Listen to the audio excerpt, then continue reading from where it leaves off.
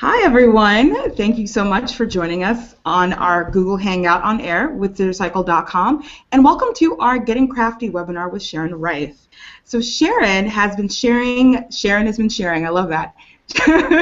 Sharon has been sharing some really great crafts with us, and I'm really excited about the series that we've been doing with her. This is our second in our series, and today she will be teaching us how to make color resist crayon cards, and these are just in time for Mother's Day. If you didn't think about it, I'm sure some of you've definitely been thinking about it. I hope so.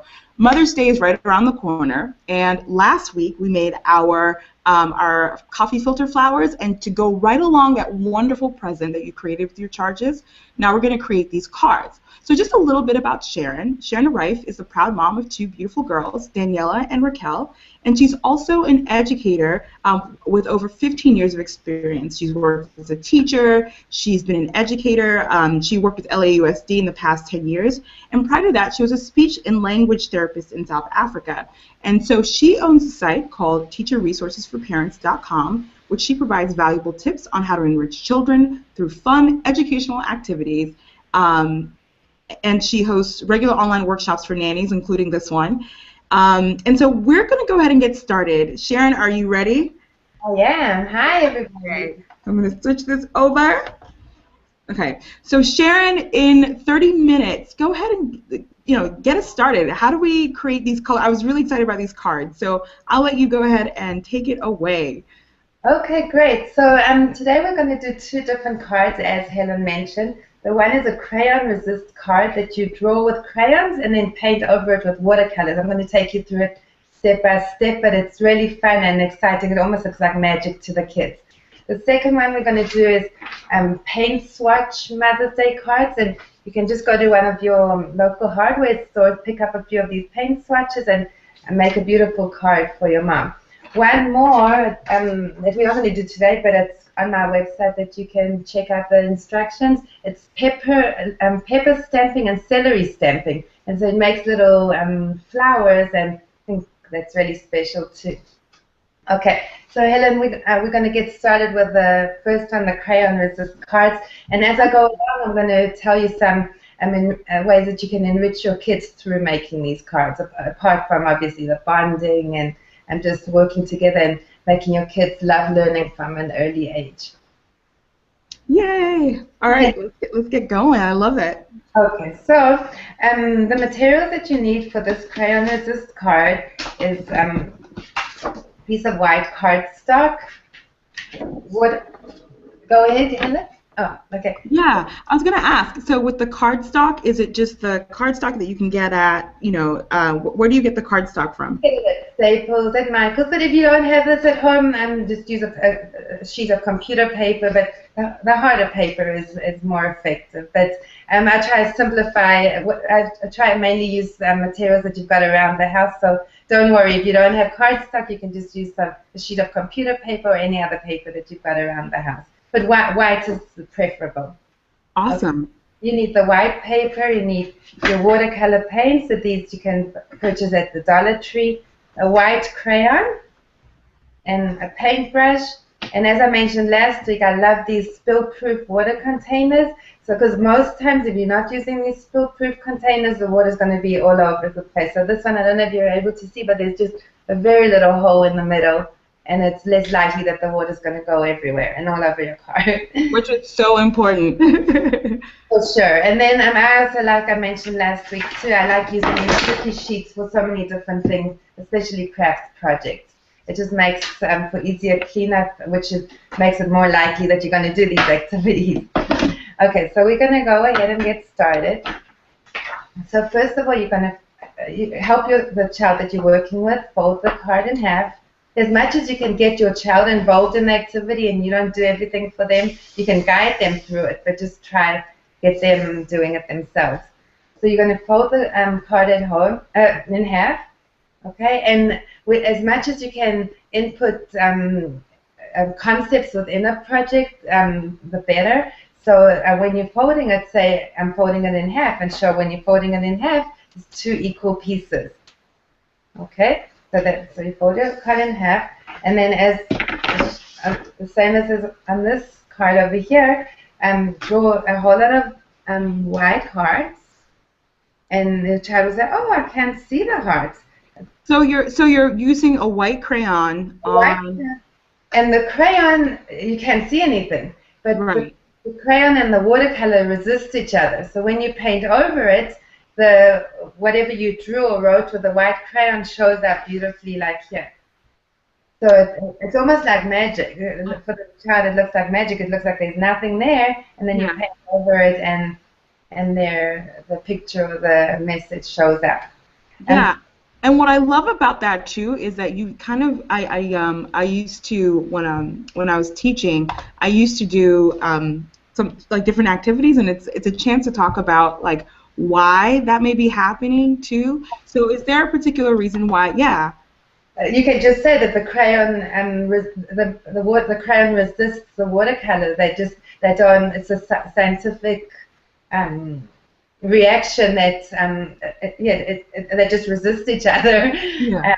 You can even they can go online and together research exactly why. That's a great thing for the nanny and the child to do together too. Is actually go online and research why does a crayon resist the watercolor. Exactly. Yes, absolutely. Learning opportunity, yeah. So okay, so you're going to draw some hearts in the front, and then inside write just a short little message. I'm going to write, "I love you, Mom. I love you, Mom." Okay. Then you're going to take your watercolor paint and this is another learning opportunity. Tell your child that he's going to paint horizontally. And when you say horizontal, explain to him that you're painting from side to side.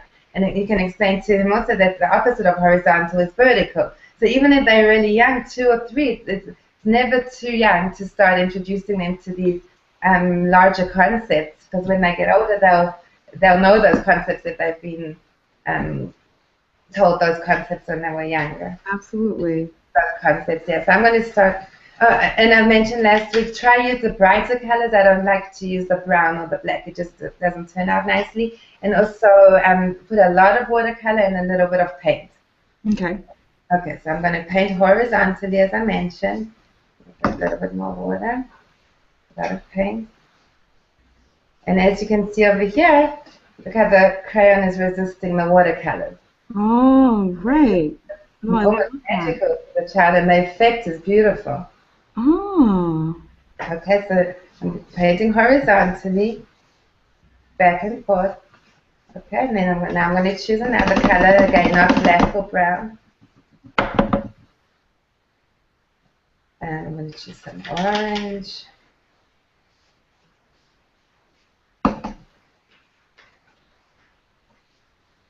And back and forth. And again, look how effective it is. Do you want it at a certain? Is it going to come out better if it's a certain if it's like a certain thickness, or do you want it? The more watercolor, the brighter it turns out. Okay. Every child likes it to look different, so let them choose however they like it. But I personally think the more paint you put, the less water, it's more effective. Oh, that's great. That's really awesome. Then I go more, and I'm going to choose the green. You see, now I only put a little bit of paint, and it's less effective. Mm-hmm. So it's a good time for that. Hold it closer to the camera, Sharon, just so we can see it. The card, sure. Yeah, the card just a little. There we go. Okay. Okay. So no, I love. Okay, so you can see the pattern like all throughout. Oh wow. And does it come out more as it dries? It totally does. Yeah, look over here. Look at these ones. Okay. Oh, and I'm going to tell you something really cool in just a minute. Oh, that's great. So what I love to do is leave the message inside blank, and then when you're giving the card to the mom, give it to her with the watercolors and the paintbrush and the water. So let her paint over the message on her own to reveal the message for her. So, and the message that I wrote is, "I love you, Mom." Oh, that's great. So and that gets revealed like as you're painting through it. And it's really exciting. The child will give her the watercolors and the paintbrush, and then she paints over it, and "Oh, I love you, Mom." And especially when it's a time that the child's just learning to write and learning to read, so it's a really fun way to do it. And then to take this further, just not for Mother's Day, and you can just write the letters using the crayons on cards, and then when you're teaching the child the alphabet, and then he or she can paint over it. That's a great way to teach the alphabet to a child too. It's just feels like magic to the child when the letter shows up. So how would you do something like that? Can you show us how you just do something with it? I love that idea. Yeah, I think that. So let me get some scissors. So here you can cut a few cards. Mm-hmm.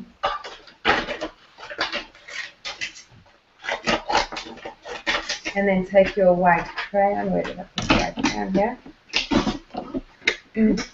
I'll even to make the letters of a kid's name. For example, if a child's name is Sam, I would have prepared this beforehand and write S-A-M. And then I can even mix them up, and then he has to unscramble it. And then he has to paint over it. So with a bit of watercolor, horizontal. Look how nicely that shows up. Oh, that's so cool. I love it. So you can unveil them, you can reveal them. Yeah.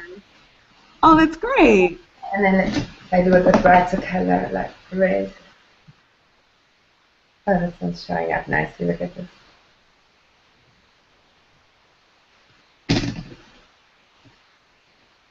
An S. S. And then so Sam would use the watercolors, use the paint to like highlight the names, and then unscramble them. I love that. And then you can put the letters in the. You know, I'm going to give you a little tip. Put a little bit less watercolors, and the letters are going to show up. A little better. Yeah, the M is showing up better than. That's M with the blue. Yeah. Awesome. Let me ask you then. So with the Mother's Day card and with these letters, I love these ideas for our audience. What's the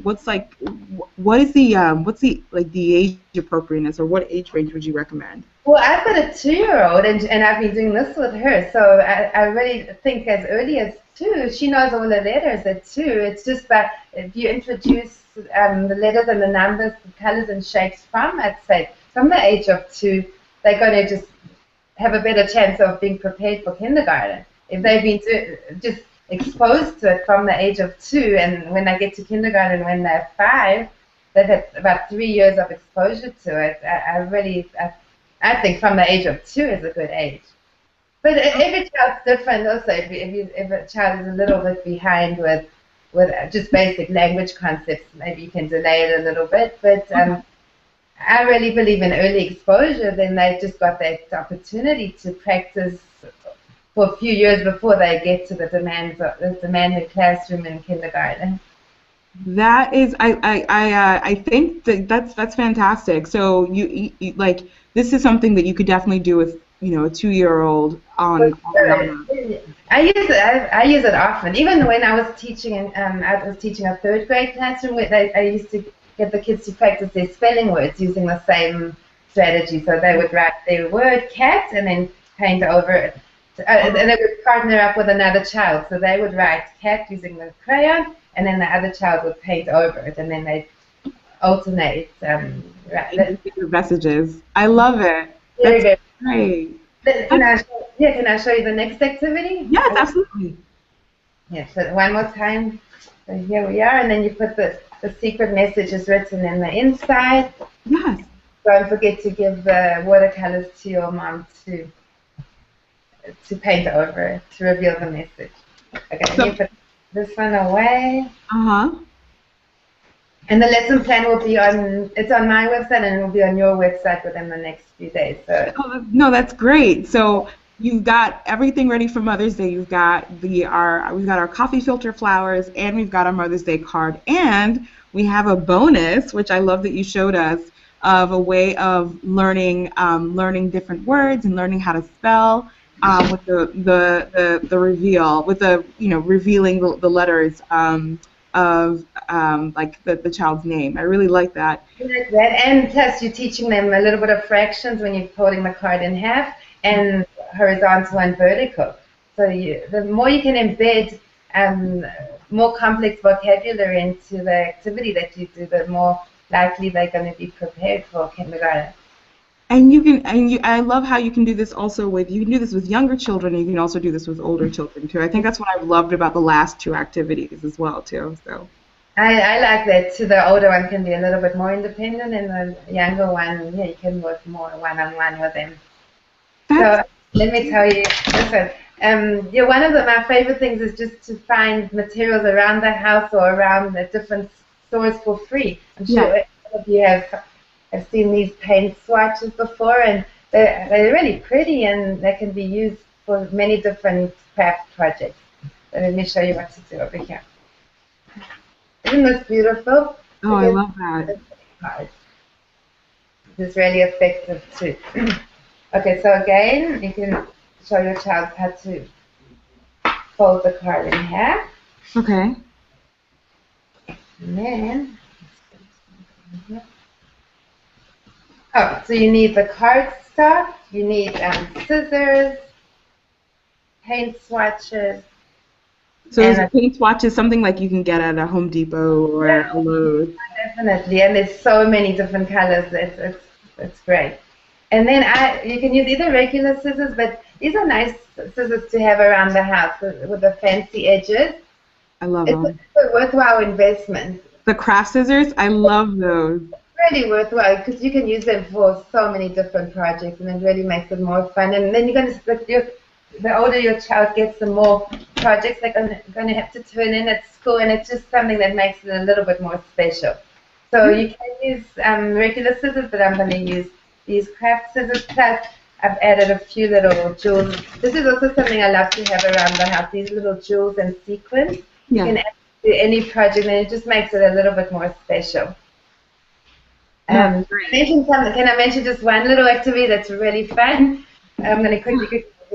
When I got this idea from one of my child's teachers, and you take a whole box of jewels and sequins and sprinkle them around the yard, and you tell the child that Tinkerbell has just been there this afternoon and sprinkled her pixie dust because you've all been behaving so well, and you give them each a little basket, and then they go and collect them.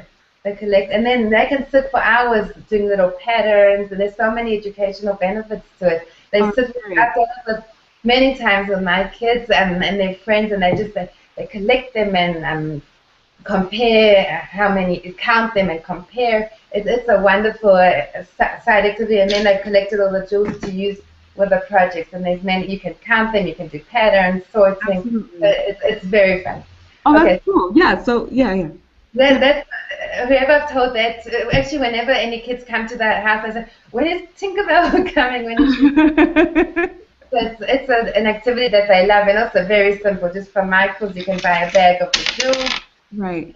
And they love it. And again, you can discuss colors, count, do patterns. Okay, so now I'm going to move on to the next activity. So with your a paint swatch, fold it in half. So again, you're mentioning the word half.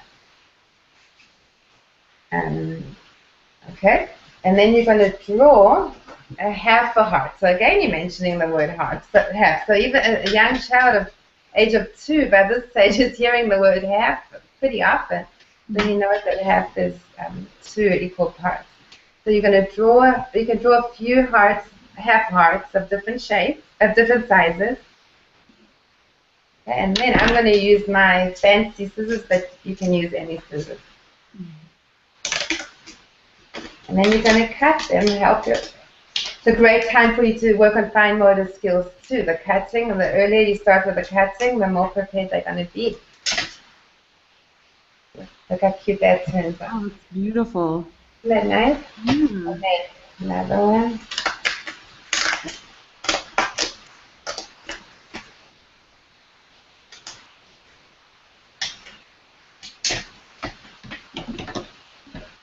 You can even keep this for another project, showing them a positive and negative space. But we won't use that today, but that's useful too.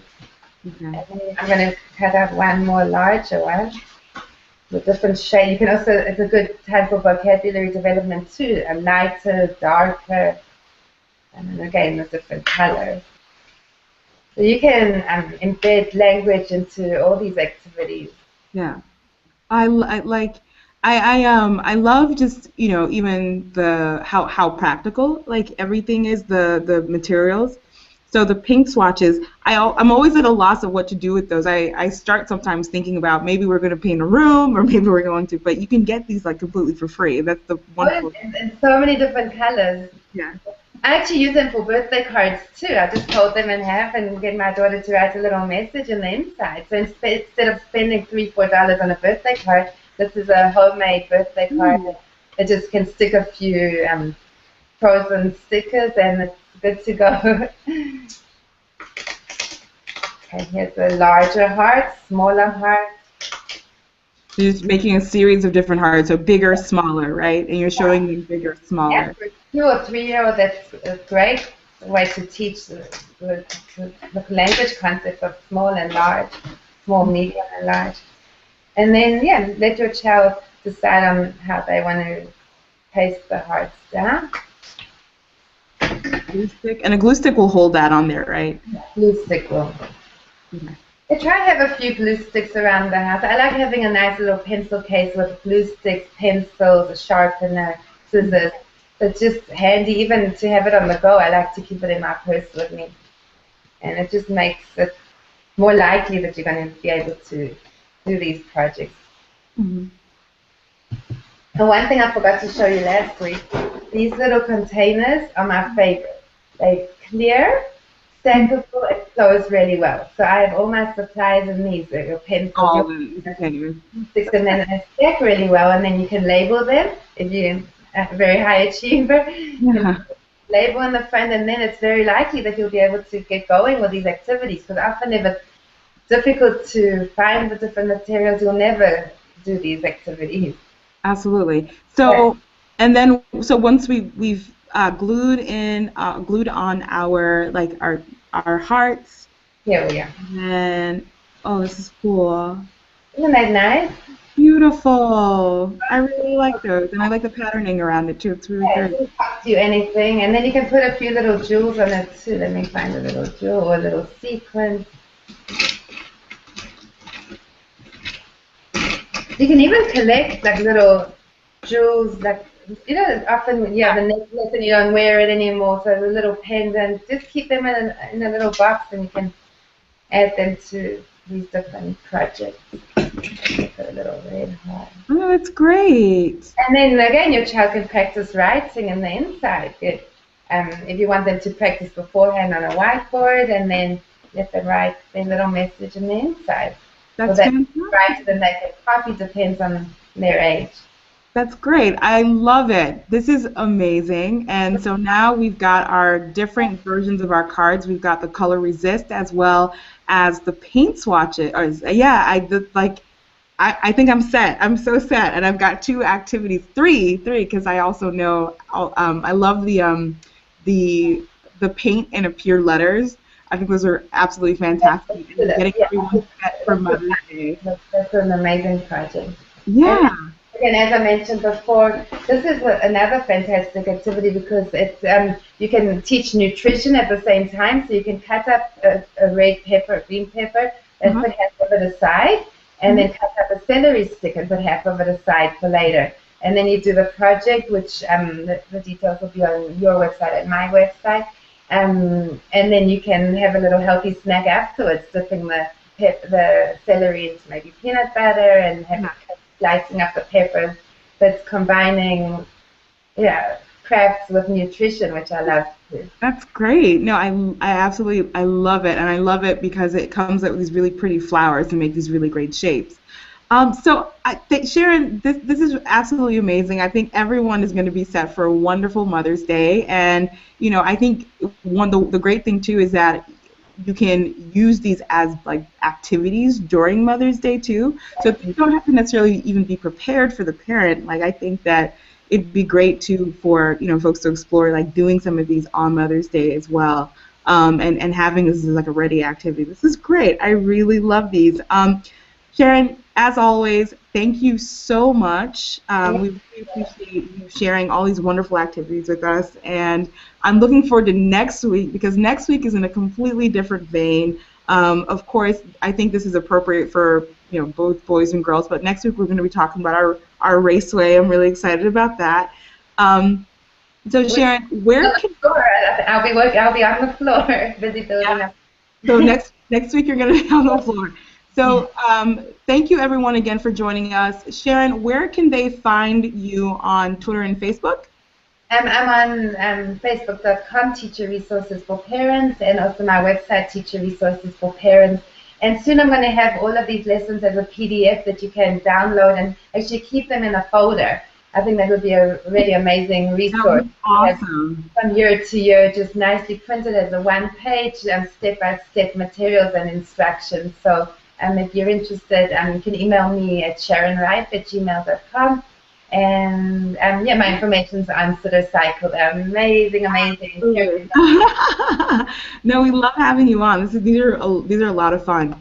Again, thank you so much, everyone, for joining us, and we'll be back same time next week, 12:30 on Thursday, and we're going to be on the floor with our raceway cars.